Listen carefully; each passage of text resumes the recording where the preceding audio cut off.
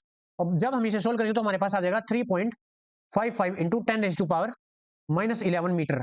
ठीक है, अब ये मीटर कैसे आया, किलोग्राम से किलोग्राम कैंसिल होगा, सेकंड इनवर्स से सेकंड इनवर्स, 1 मीटर से 1 मीटर कैंसिल हो गया, ऊपर बचा 1 मीटर, तो इसलिए यहाँ पे 1 मीटर आ गया। तो ये है भाई हमारे पास, ये इतनी वेवलेंथ आ जाएगी इलेक्ट्रॉन की विद वेलोसिटी इतने। देखो ये हमारे पास लास्ट क्वेश्चन था, इसके बाद हम आगे के जो 10 क्वेश्चन होंगे वो नेक्स्ट वीडियो के अंदर करेंगे। तब तक के लिए थैंक यू।